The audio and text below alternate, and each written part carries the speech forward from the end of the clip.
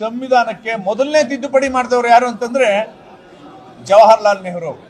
ಆ ತಿದ್ದುಪಡಿ ಏನು ಅಂತಂದ್ರೆ ಅಭಿವ್ಯಕ್ತಿ ಸ್ವಾತಂತ್ರ್ಯವನ್ನ ನಿಯಂತ್ರಣ ಮಾಡಬೇಕು ಅನ್ನೋದು. ಮಾಧ್ಯಮಗಳು ಕಾಂಗ್ರೆಸ್ ಸರ್ಕಾರದ ವಿರುದ್ಧ, ನೆಹರು ವಿರುದ್ಧ ವಿಮರ್ಶೆ ಮಾಡ್ತಾ ಇದ್ರು, ಟೀಕೆ ಮಾಡ್ತಾ ಇದ್ರು. ಅದನ್ನ ನಿಯಂತ್ರಣ ಮಾಡಲಿಕ್ಕೆ ಅಭಿವ್ಯಕ್ತಿ ಸ್ವಾತಂತ್ರ್ಯಕ್ಕೆ ಮೊದಲನೇ ತಿದ್ದುಪಡಿ ತಂದು ಸಂವಿಧಾನಕ್ಕೆ ಅಪಚಾರ ಮಾಡಿದವರು, ಪ್ರಜಾಪ್ರಭುತ್ವಕ್ಕೆ ಅಪಚಾರ ಮಾಡಿದವರು ಕಾಂಗ್ರೆಸ್ನವರು. ಇನ್ನು ಎಮರ್ಜೆನ್ಸಿ ಪೀರಿಯಡ್ ಅಲ್ಲಂತೂ 38, 39, 40, 41, 42 5 ತಿದ್ದುಪಡಿಗಳನ್ನ ಮಾಡಿದ್ದಾರೆ. ಆ ತಿದ್ದುಪಡಿಗಳು ಕರಾಳ ತಿದ್ದುಪಡಿಗಳು. ಎಂತ ಕರಾಳ ತಿದ್ದುಪಡಿಗಳು ಅಂದ್ರೆ ವ್ಯಕ್ತಿ ಸ್ವಾತಂತ್ರ್ಯವನ್ನ ಹರಣ ಮಾಡಿದೆ, ಜೀವಿಸುವ ಸ್ವಾತಂತ್ರ್ಯ, ರೈಟ್ ಟು ಲೈಫ್ ಅದನ್ನ ಹರಣ ಮಾಡಿದೆ, ಅಭಿವ್ಯಕ್ತಿ ಸ್ವಾತಂತ್ರ್ಯವನ್ನ ಹರಣ ಮಾಡಿದೆ. ಪೊಲಿಟಿಕಲ್ ಎಕ್ಸಿಕ್ಯೂಟಿವ್ ನ್ಯಾಯಾಲಯವನ್ನ ನಿಯಂತ್ರಣ ಮಾಡುವಂತ ತಿದ್ದುಪಡಿ ಮಾಡಿದ್ದಾರೆ. ಪ್ರಧಾನಮಂತ್ರಿಗಳನ್ನ ನ್ಯಾಯಾಲಯ ಪ್ರಶ್ನೆ ಮಾಡೋಂಗೇ ಇಲ್ಲ ಅನ್ನೋ ತಿದ್ದುಪಡಿಗಳನ್ನ ಮಾಡಿ ಪ್ರಜಾಪ್ರಭುತ್ವಕ್ಕೆ ಅವಮಾನ ಮಾಡಿದ್ದಾರೆ.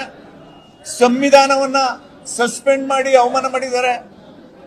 ಅಭಿವ್ಯಕ್ತಿ ಸ್ವಾತಂತ್ರ್ಯವನ್ನ ಹರಣ ಮಾಡಿದ್ದಾರೆ.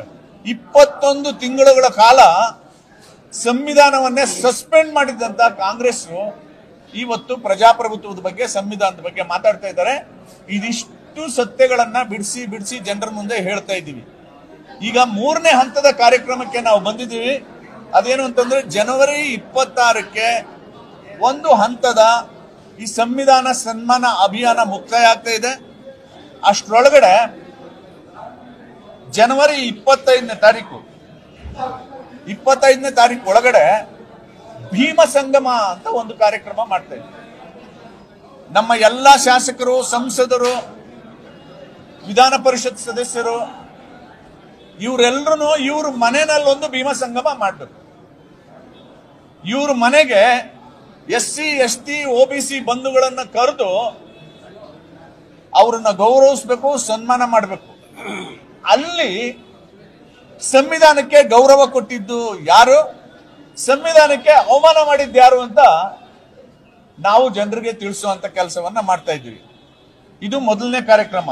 ಎರಡನೇದು ಜನವರಿ 26, ಪರ್ಟಿಕ್ಯುಲರ್ಲಿ ಜನವರಿ 26ನೇ ದಿನ ಪ್ರತಿ ಬೂತ್ನಲ್ಲಿ ಸಂವಿಧಾನದ ಪೀಠಿಕೆಯನ್ನ ಓದುವಂತ ಕಾರ್ಯಕ್ರಮ. ಜನವರಿ 26 ರಿಪಬ್ಲಿಕ್ ಡೇ, ಸಂವಿಧಾನ ಜಾರಿಯಾದ ದಿನ ಇದೆ.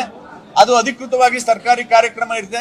ಹಾಗಾಗಿ ಎಲ್ಲರೂ ಅದರಲ್ಲಿ ಭಾಗವಹಿಸೋದ್ರಿಂದ ಜನವರಿ 25ನೇ ನಾವು ಪ್ರತಿ ಬೂತ್ಗಳಲ್ಲಿ ಸಂವಿಧಾನದ ಪೀಠಿಕೆಯನ್ನ ಓದ್ತಕ್ಕಂಥದ್ದು, ಸಂವಿಧಾನಕ್ಕೆ ಯಾರು ಅಪಚಾರ ಮಾಡಿದ್ರು, ಸಂವಿಧಾನಕ್ಕೆ ಯಾರು ಗೌರವ ಕೊಟ್ಟರು ಅನ್ನೋ ವಿಚಾರವನ್ನ ಹೇಳುವಂತ ಕಾರ್ಯಕ್ರಮ. ಇನ್ನು 25ನೇ ತಾರೀಕು ಒಳಗಡೆ ಎಲ್ಲೆಲ್ಲಿ ಪ್ರತಿ ವಿಧಾನಸಭಾ ಕ್ಷೇತ್ರದಲ್ಲಿ ಸಾಧ್ಯವಾದ್ರೆ ಪ್ರತಿ ವಿಧಾನಸಭಾ ಕ್ಷೇತ್ರದಲ್ಲಿ, ಮಂಡಲ ಹಂತದಲ್ಲಿ ಸಾಧ್ಯವಾದ್ರೆ ಮಂಡಲ ಹಂತದಲ್ಲಿ, ಆಯಾ ವಿಧಾನಸಭಾ ಕ್ಷೇತ್ರದ ಶಾಸಕರು, ಸಂಸದರುಗಳು, ಮಾಜಿ ಶಾಸಕರುಗಳು, ಮಾಜಿ ಸಂಸದರುಗಳು, ವಿಧಾನ ಪರಿಷತ್ ಸದಸ್ಯರುಗಳು ಒಂದು ಬಹಿರಂಗ ಸಮ್ಮೇಳನವನ್ನ ಮಾಡಬೇಕು.